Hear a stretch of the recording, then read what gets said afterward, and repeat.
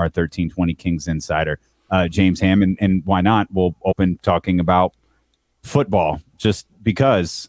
So your picks went okay yesterday?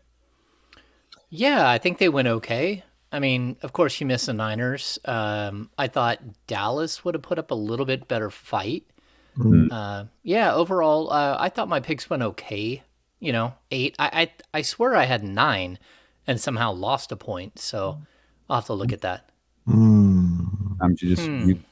I got to imagine your fantasy team did pretty well because I know it's anchored by Patrick Mahomes, who I felt like allow me to reintroduce myself should have just been playing through. I feel like we wrote off Patrick Mahomes, man.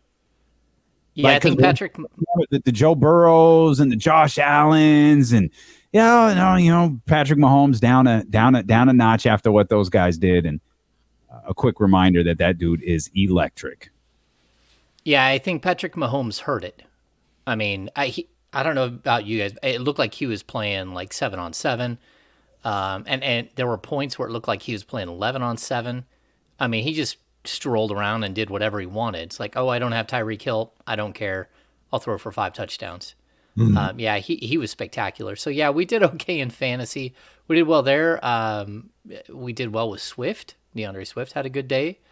A couple of our guys bombed out, but definitely a solid win in the Ham household in fantasy. I won my fantasy game in the Odyssey Fantasy League. Went to work, man. Where's Slammy at? Slammy was trying to shame me for getting Josh Allen first. Well, I'm cooking right now. I'm cooking. I'm 1-0. I don't know what Slammy's team's name is, so I don't know what her record is, but I'm 1-0. The Slam was on. These go to 11. We can talk more football as the day rolls along, but let's get into there was actually some Kings news. The DJ Steward era ended just as quickly as it started. James Ham cut him today. What can you explain? We're still 2 weeks away from the start of training camp. What went into?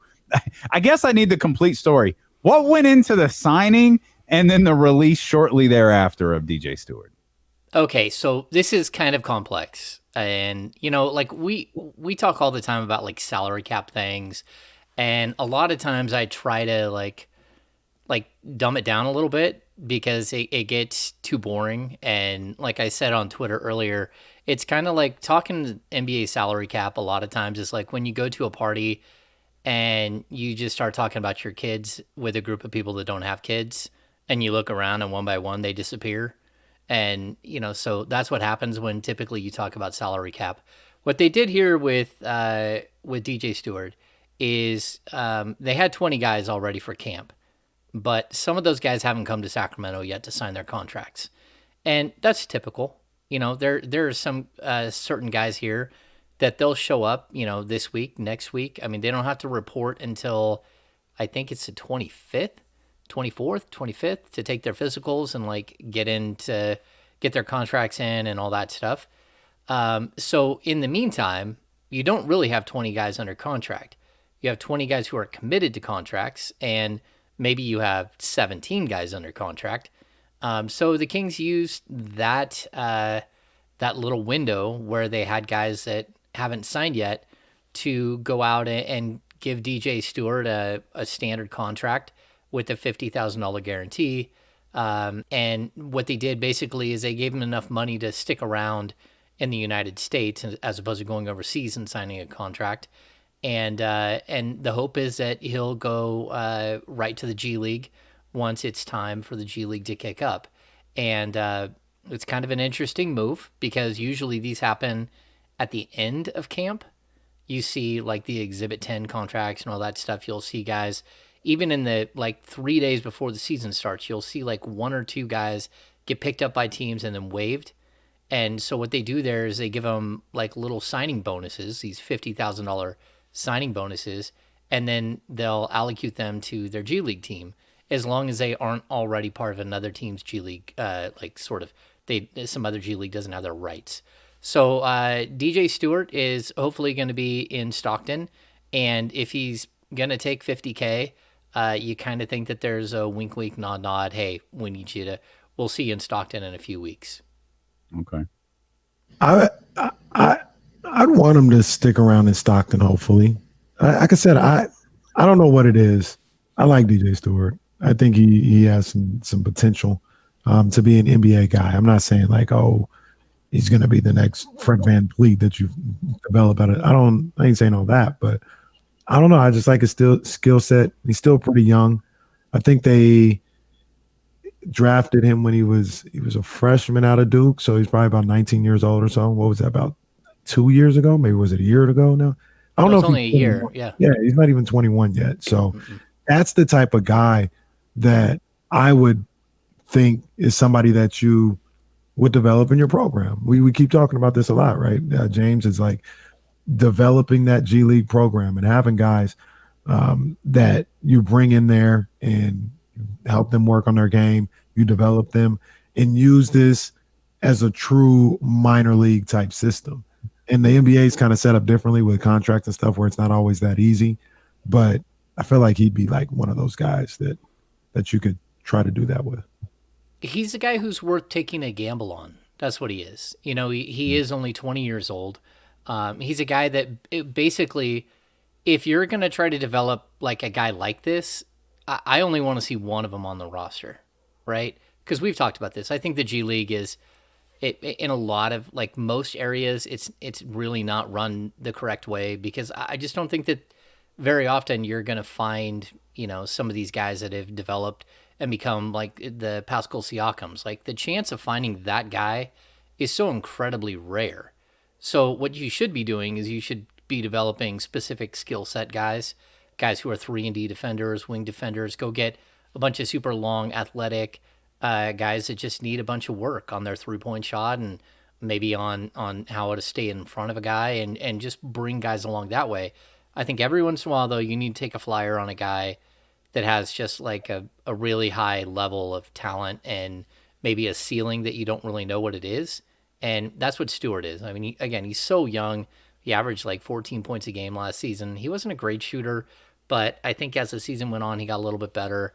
And, you know, you got to have something in the pipeline, because, you know, that's kind of one of the complaints we had at the end of last season. The Kings don't have anyone under the age of like 23. You know, they've got Keegan Murray now, who's 22. Well, you don't have anyone under 22. That's kind of strange at the NBA level. There's usually one or two guys that are younger that are kind of developing and coming up. There any other guys on the roster you see that way? Man, I don't necessarily mean what you expect to be the main roster. I just mean in terms of guys that are signed right now, guys where maybe you're not really sure what their ceiling is, but you know that there's something there with them. Yeah, I mean, I think Neemias Queta and Keon Ellis both have something special. I think both of these guys, Keon Ellis, is what he showed at Summer League was nuts. I mean, he shot 54% from three. Now, that's not something that he did at the college level. I mean, he was solid at the college level, but watching him develop and the way he fights through screens, the way he gets around everybody, how long and athletic he is, he needs to hit the weight room. He needs a year to work on his body, but I think he's an NBA player, and that's a good thing, especially for an undrafted guy. And then Queta is the guy that you're developing at. I know he wants it faster, but, you know, a big man, you know, they really don't hit their stride until they're 24, 25. He still has a year or two before you really expect him to take off, and he's refining his body. He's getting, we talked about this last week or the week before, like the passing skills are something that the Kings need to pull out of him, because they're there. But if you can turn him into like, you know, a mini Sabonis, a backup Sabonis who's bigger than Sabonis, then that's a good thing. And by that I mean a guy who you can run the ball through for, you know, a good 20 possessions per game. And James, what do you think about like Queta, about where should he be?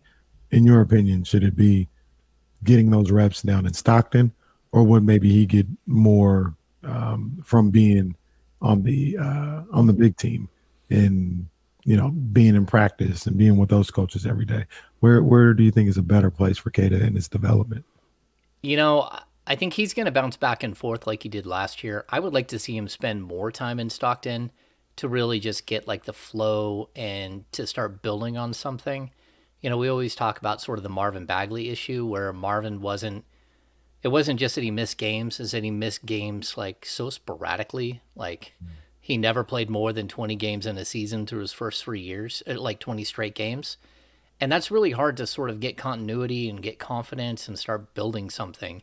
And so I would hope that they would leave him down there and really let him become a star at the G League level and then see if that translates. You know, pull him up later in the season, give him a long burn, pull him up anytime you have long stretches where you're going to be at home.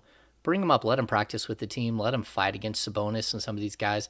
Let them use him as Sabonis in practice when you might need to let Sabonis have a day or two off of practice during the season. So I think there's, you know, like he could do some scout team stuff that I think would be really helpful for him. And I think the sort of the skill set that is there, the body is there. I mean, he's a huge man, and he even has like the shot blocking ability that Sabonis just doesn't have.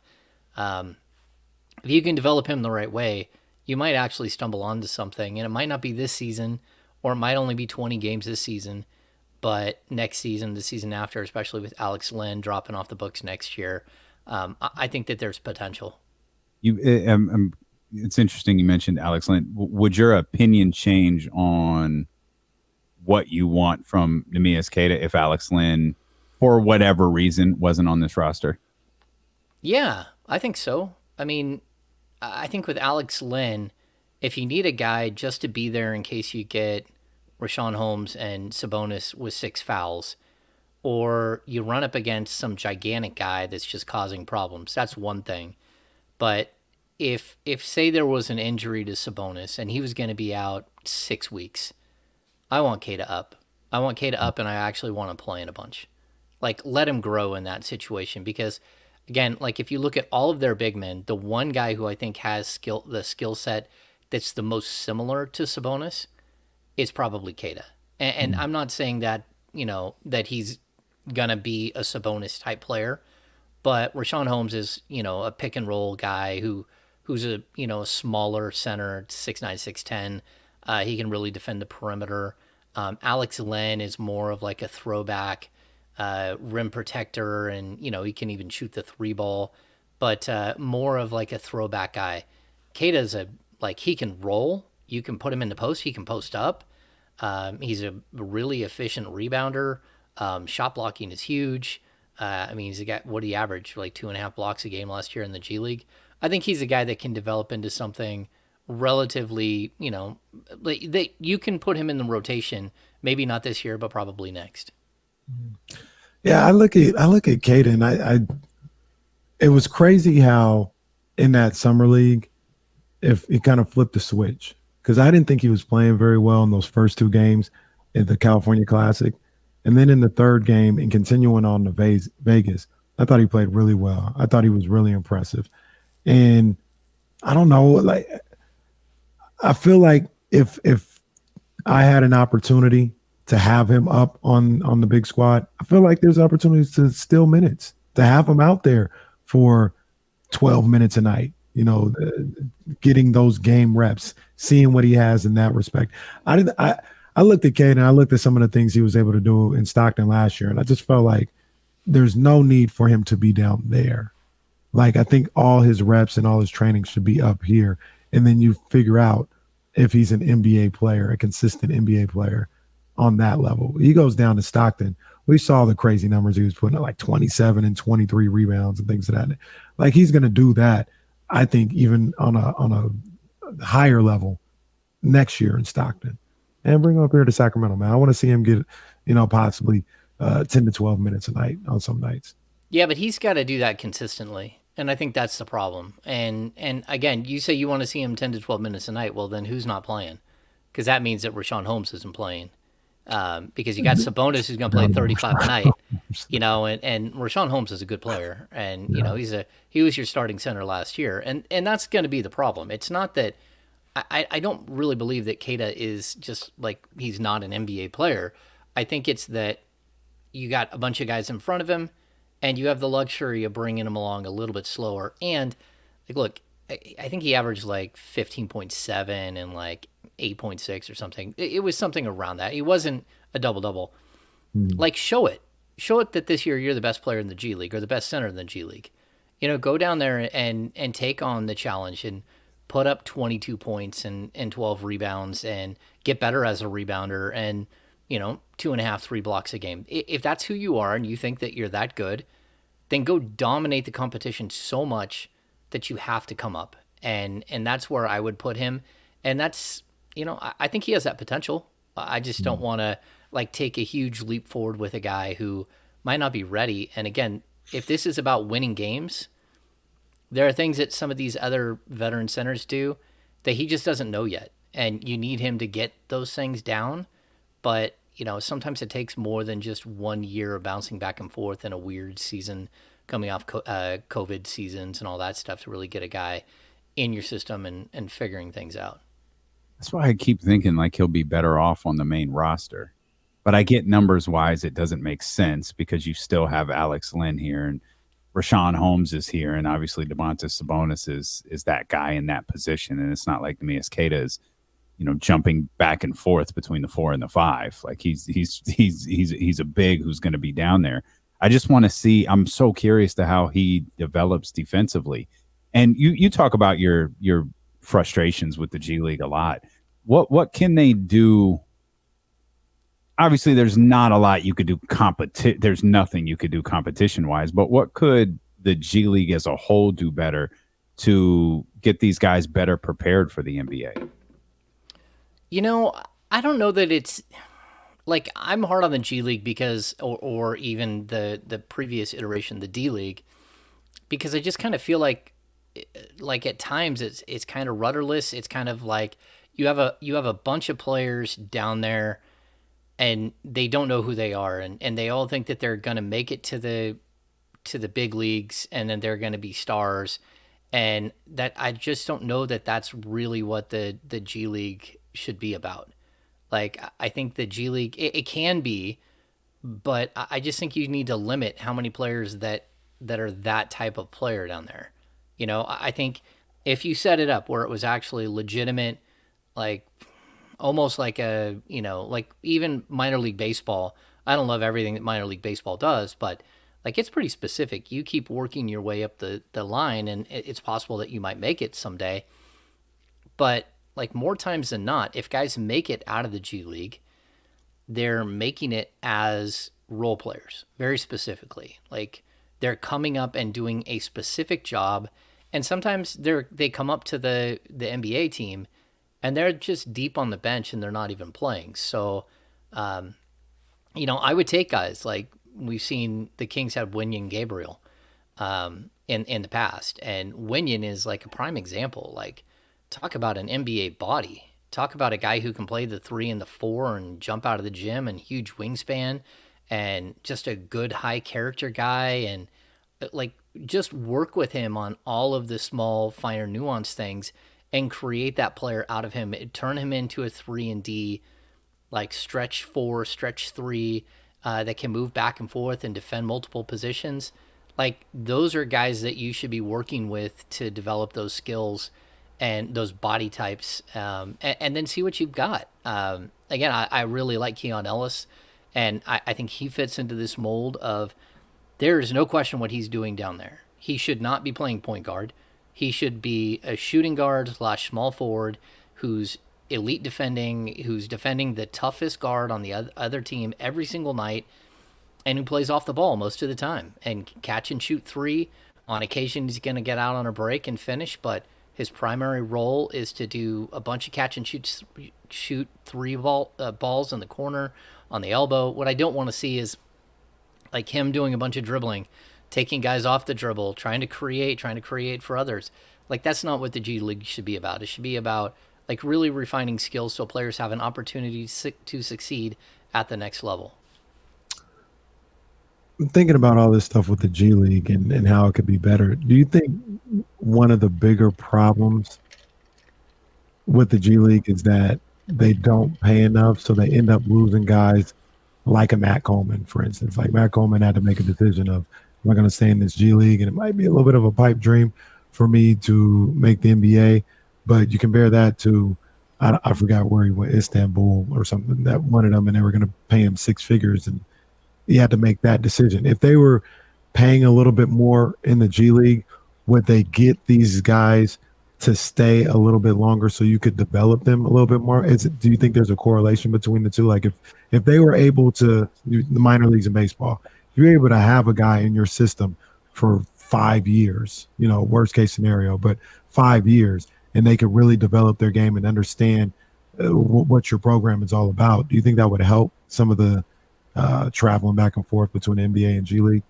Yeah, I mean, because what we see now is that players that they give it a shot, they try to make it right to the NBA. If they get cut, that first year, sometimes they'll try the G League. The second year, like what you saw with Matt Coleman, they bolt for overseas. As soon as summer league gets over, and that's kind of the problem. Like once you get through free agency, European free agency starts right then too.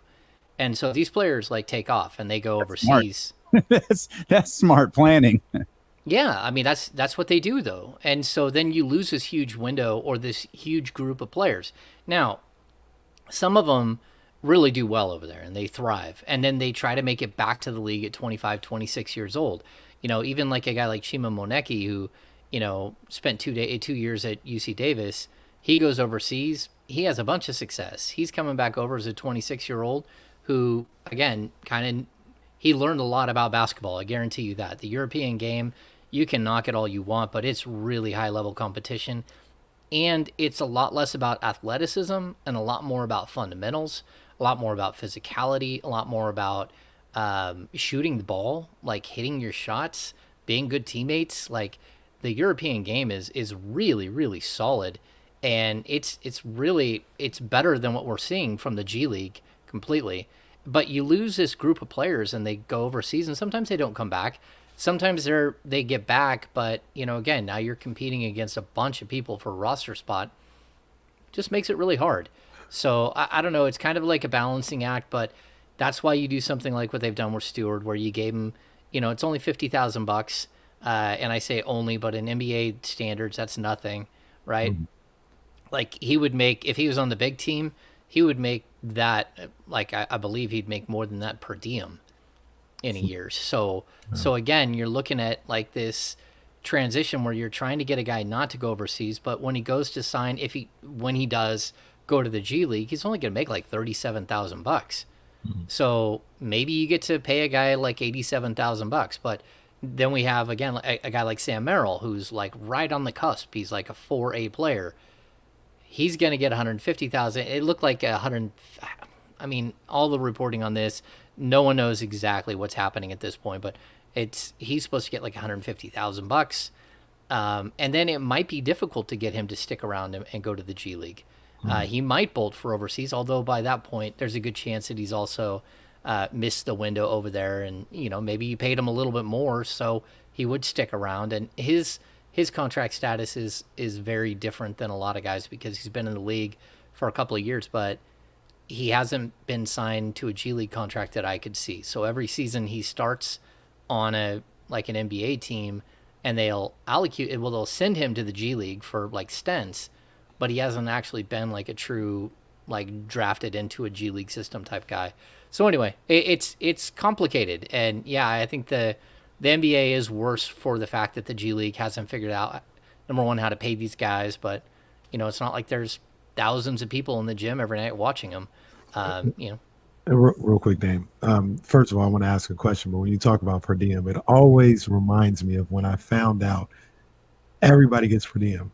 So, like, I think it was Alex Rodriguez. After he's like, yeah, I still get my per diem money for road trips, which is like, I'm like, what? You're making $250 million. The per diem money is insane too. The per diem money is offensive. They get their little envelope when they're coming off the bus or coming off the plane, and all right, that's money for the road trip. It's crazy to me. But James, what's the pay discrepancy between overseas and G League, and what do you think would be a fair one that could, like, maybe if you're not giving them exactly what they're getting overseas, but something that could keep them in the States and closer to these teams? Like, what is that? Is it like 300,000 to 75,000, and if you could get them to 200,000, maybe they'll stay a little bit more.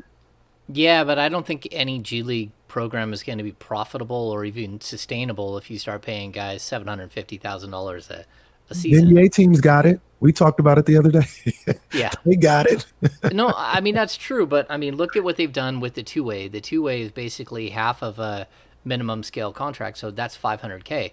But, I mean, I guess it's the way it goes, but how would you like to be Neemias Queta going down to Stockton and playing with you're making $500K a year, and these guys here are making, they're not even making $50,000. So it's really a weird disparity between the two, and you got to really love it to be down there. I mean, Emmanuel Terry, like, he just keeps trying to stick it out and trying to make it to the bigs, and he got a cup of coffee last year, maybe once or twice because of the pandemic, where they started filling in rosters, but it's just really hard. I mean, a good player in Europe is going to make $200,000, $300,000, $400,000, $500,000, and it's tough to turn down. It's tough to walk away from. I know when Jimmer went to China, I mean, he ended up getting like $3 million or something, and then you want to come back, but like, why would you come back and make a $2 million salary that you're not going to get? You're going to get cut, and so you might end up with a little bit of it, but you're talking about millions of dollars going away.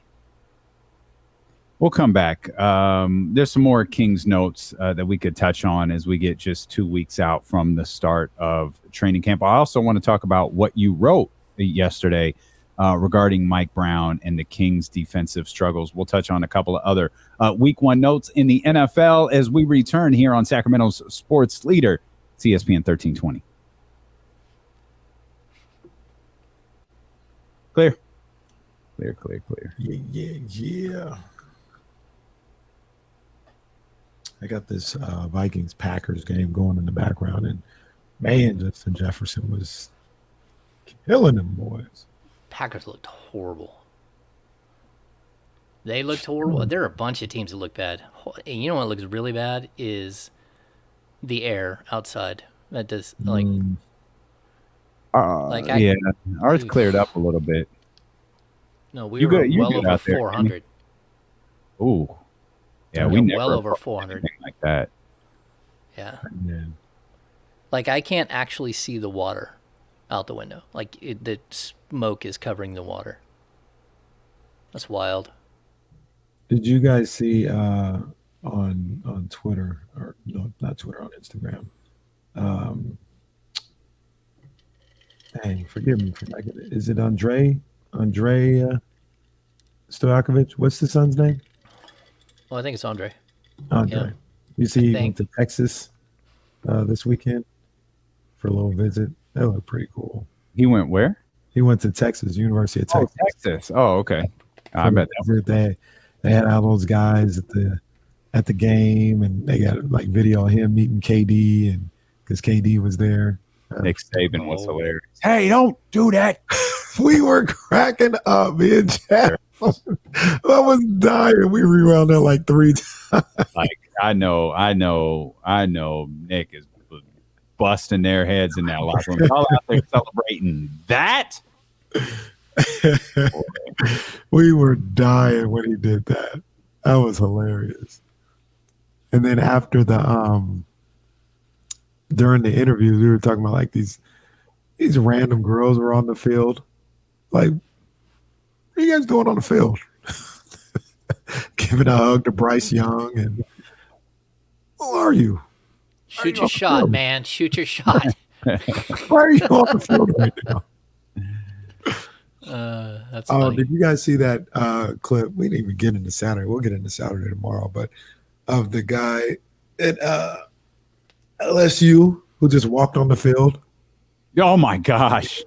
Oh, that was incredible. Dude was just standing there, just taking the game in on the field as the play is happening. That's the thing. The play is going on. Security seemed to be in no particular hurry to get to him. They just kind of like walked over like, hey, pal, get off the field.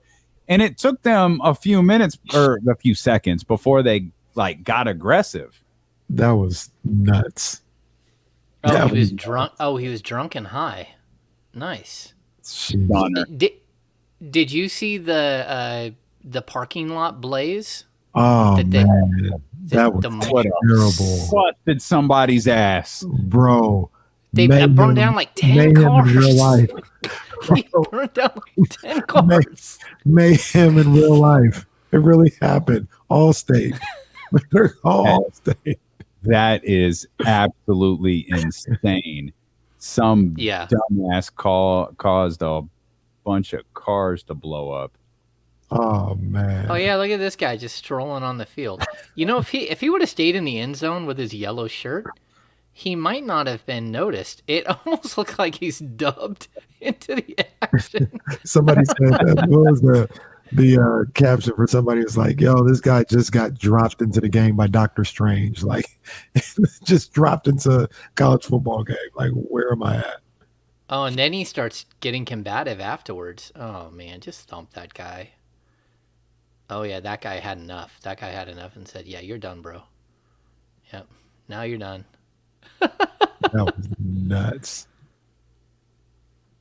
Yeah, Beast. I think my son was asking me, he's like, well, who has to pay for that? I'm like, well, the guy who started the fire, but like that's a gross negligence situation where an insurance company's being like, yeah, I'm not paying for that. Like that voids your insurance. So like for being an idiot and doing something outside. And I think someone said they thought they put it in the trunk. We're coming back. Hang on. All right. Yeah, we're just talking about the guy who blew up like 10 cars in the parking lot. We were talking about during the commercial. I don't remember what game that was, but I remember when that clip got pushed through. Oh, I'd be mortified. Dolphins game, I think. Stadium parking lot. And my car blew up because someone forgot to turn off their barbecue. Of course, it was the Dolphins game. Goodness gracious, Jesse, get your people. It could, but in fairness to Jesse, it could have been somebody from New England.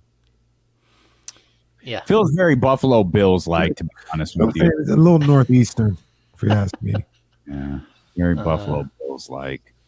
To get to your article that you wrote, your Sunday musings, if you will, regarding Mike Brown and the Kings' defensive struggles. Do want to touch on a couple of quick NFL notes. 49ers starting the season 0-1 after a frustrating loss to the Chicago Bears.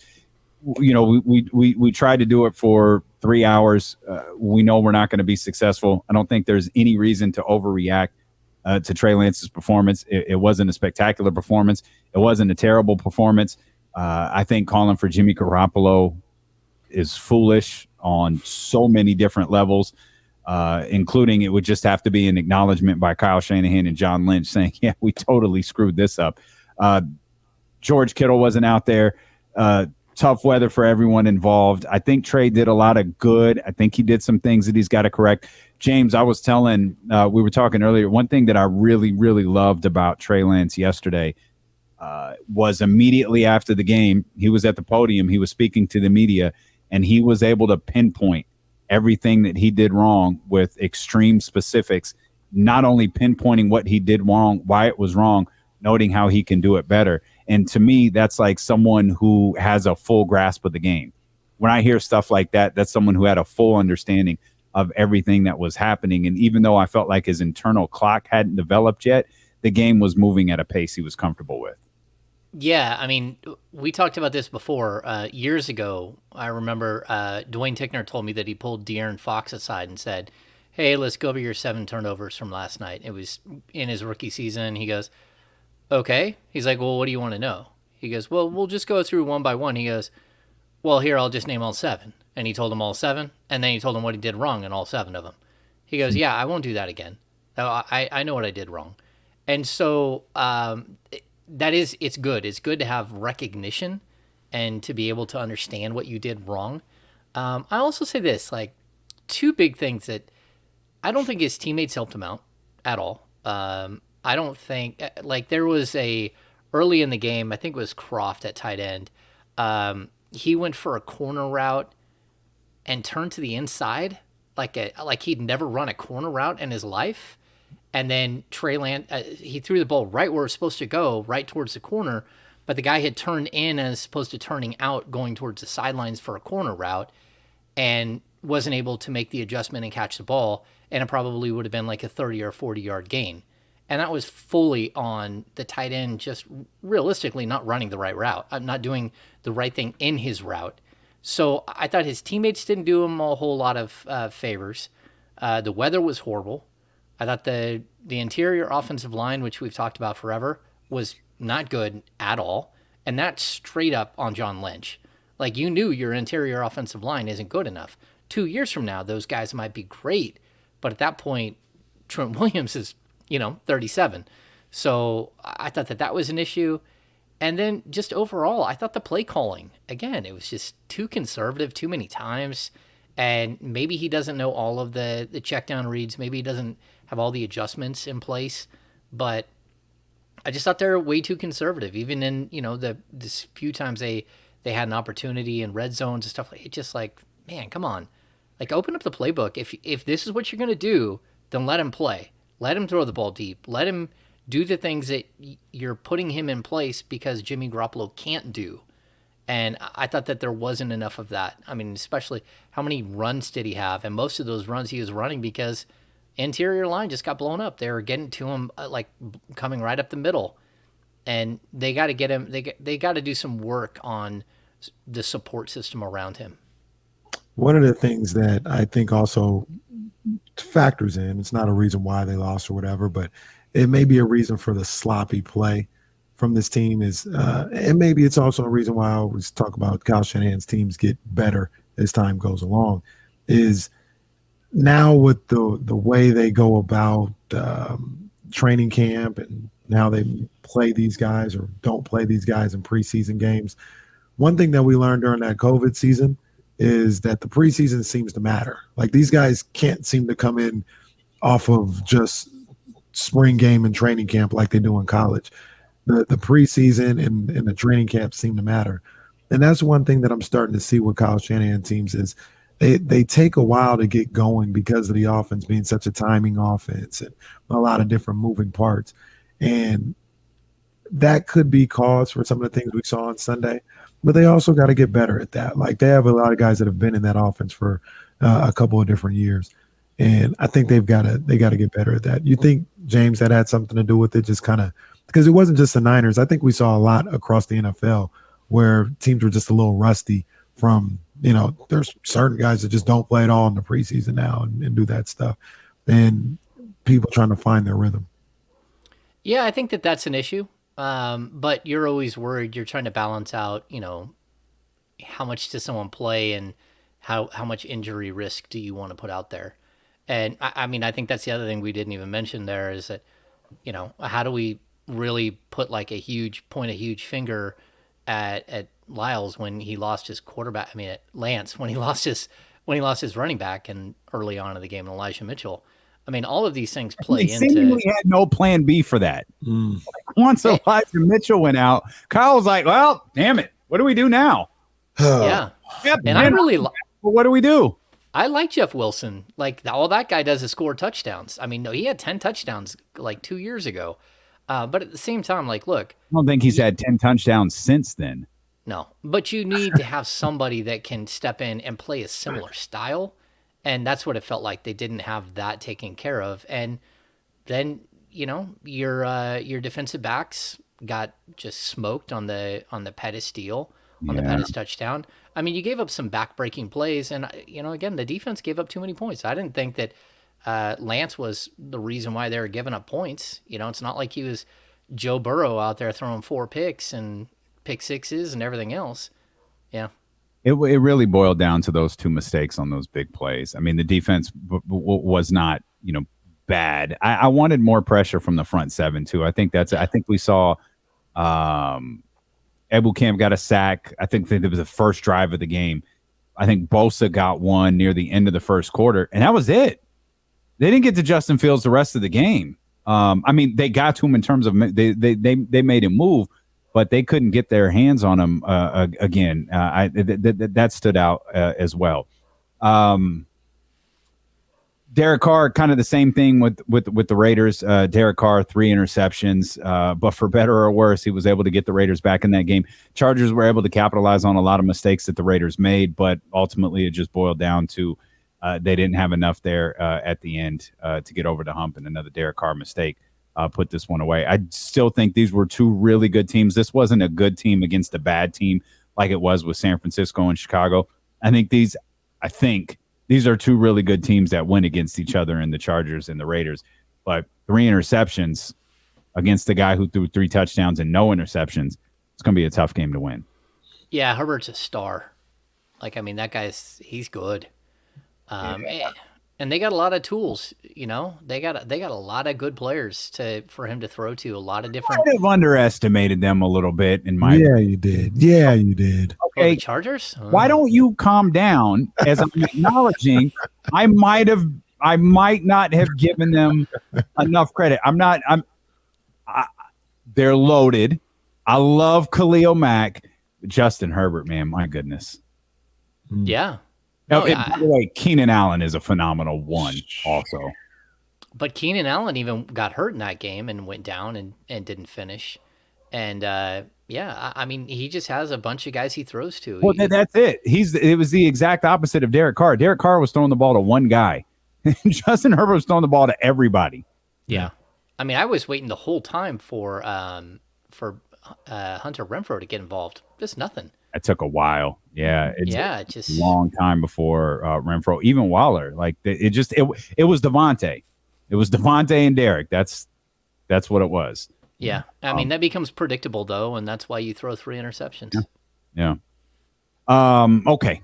Back to the Kings. Back to your writing. We'll be doing this a lot. It is a 49ers Monday brought to you by Gilmore Heating, Air, and Plumbing. You get more with Gilmore. 2 weeks away from the start of training camp, you posed what might be the most important question of the season in your Sunday musings, and that's, can Mike Brown fix the Kings' defensive struggles? So my first question to you, I believe, is really creative based off your writing.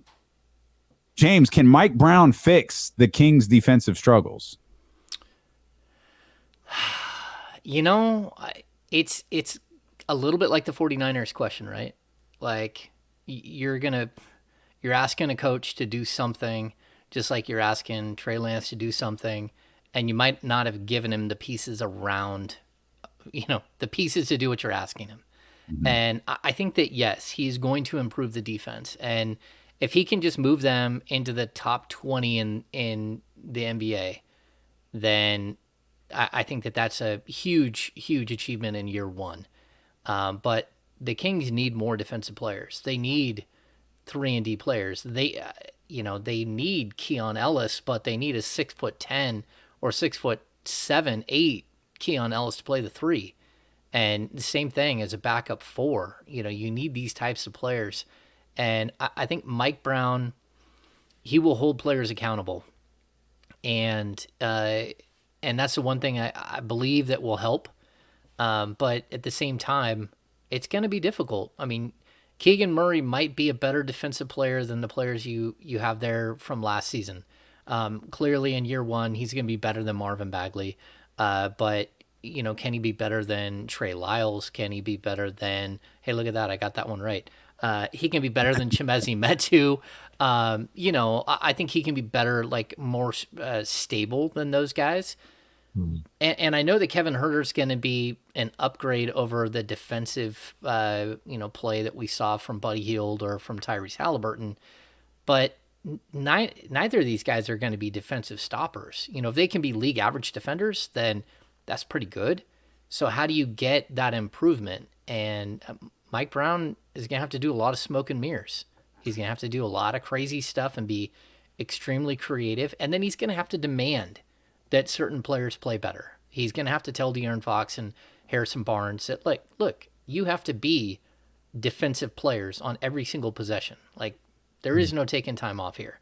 They're not, good enough overall as a defensive unit to have guys that have the talent to do it that just don't do it. And so I think Mike Brown is in the 37, going on 38 years in Sacramento. he's the best defensive coach they probably have ever brought in as far as like what he's done in the past. He's also the winningest coach that I believe they've ever brought in outside of maybe Adelman, but even when Adelman got to the Kings, I'm not sure what his win-loss record was like coming in. He's a really, really good coach, but we're asking him to do something that I don't know that, anyone could do. And especially in year one. Maybe by year two, he can have him in the top 15. Then again, maybe he's just so good that he walks in and boom, they're that they figure it out. Let me ask you this.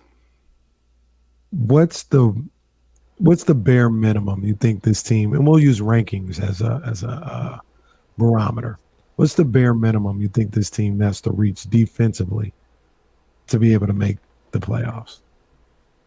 Like I think one of the biggest problems is we assume that they're going to be good offensively because they don't play defense and they're more offensive minded, and they weren't good offensively last year either. I think they finished 25 in defensive rating last season.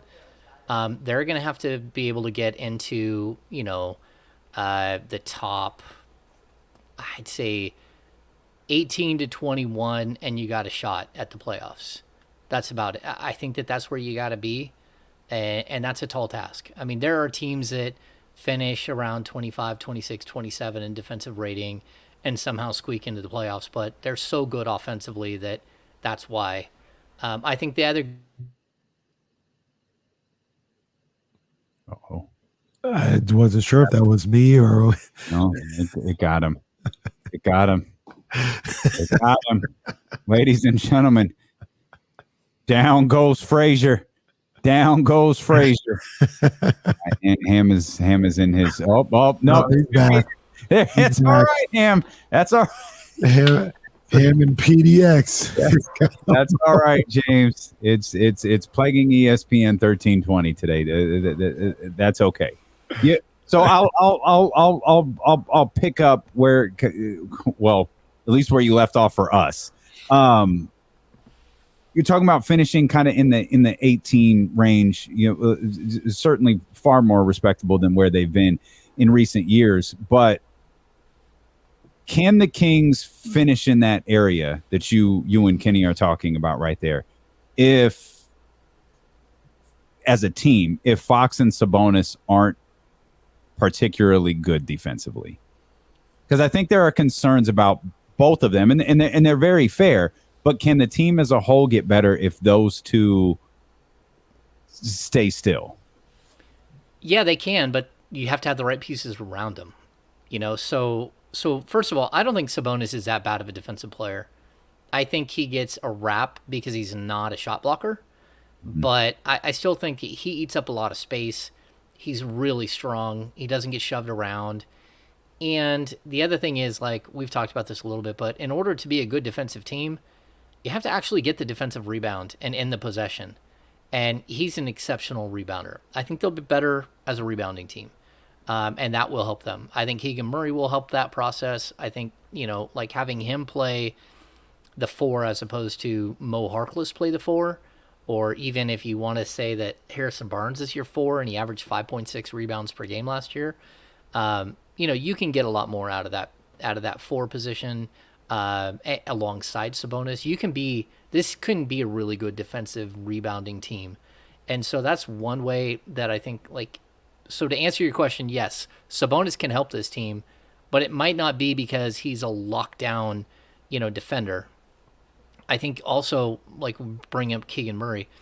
The one thing that I liked about Keegan Murray as a shot blocker at the college level is that he's kind of a weak side guy. He does a little bit of damage as in man-to-man defense where he blocks shots, but really at the NBA level, he's not going to have all the opportunity to just go in and swipe at a bunch of, shot attempts that Sabonis is pinning a guy down and he's coming over the top to block shots. But there's going to be a few of those. And so you're hoping that he can help out as a shot blocker. He's going to get torched by his man shooting threes in the corner if he does that too often. But overall, I mean, look, this isn't going to be super easy. And I think De'Aaron Fox has a long way to go as a defender, but I also think that he's shown in stints that he can be a good defender. And so He needs Mike Brown to pull it out of him. And he also, I mean, he needs to step up to the challenge. And if not, he needs to sit down while Davion Mitchell locks people up. And that's the way it goes. Like, if you don't want to play defense, then you don't get to play. And so I hope that they get to that point where they feel comfortable enough.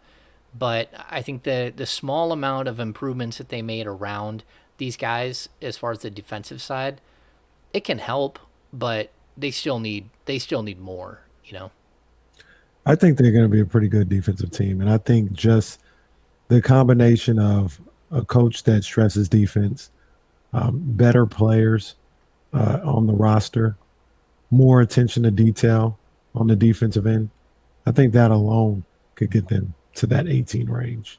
I continue to say 15 to 18, I think is a possibility. I mean, I think it's a situation where they got guys that are just really staying locked in and caring about what they're doing, and a coach that has that cares about a defensive game plan and making that the basis of everything. I think that alone is going to get them where you talked about, that 18 range. I say possibly 15 to 18. Yeah, I think that's what the sort of the crux is to the piece from Sunday, is that Mike Brown walks in with like a defensive cachet. He knows how to teach defense. And like, people could argue with me all they want, but the Warriors finished, like, depends on where you look, but like NBA.com rankings, they were number 2 in defensive rating in the league last year. And they didn't have a single guy average more than 7.3 rebounds per game. And Steph Curry was their 3rd leading rebounder. And Steph Curry played major minutes, but Draymond Green missed half the season as your defensive guy. And Klay Thompson was coming back after missing 3 years. And Wiggins became a better defender, and Peyton, you know, showed up and played really solid defense, even though he wasn't expected to even like make that team. But he still did that in like 18 to 19 minutes a game. So like, how did Mike Brown do smoke and mirrors with that team last year?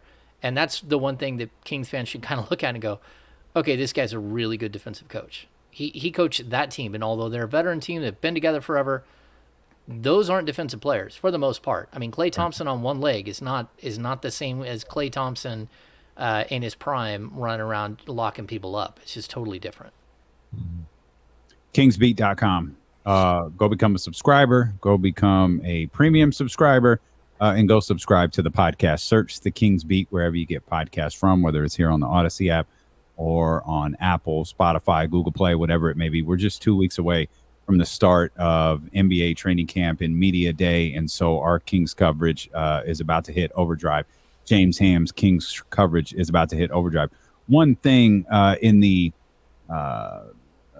craziness of week 1 of the NFL season, with the 49ers and the Raiders losses and all the different surprises we saw in week 1. And I think we've got a fun game tonight with Russell Wilson's return to Denver. The WNBA finals started yesterday, and the Aces won 1-0. It was a bizarre game. Like the Aces score by just, well, this is going to sound dumb, so I'll just take the L for this. The Aces score, they win games by scoring a lot.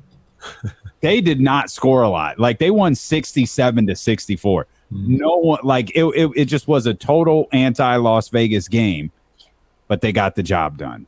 Unfortunately, it was buried in the midst of everything that was happening in week 1, but the Aces take their first step to capturing their first WNBA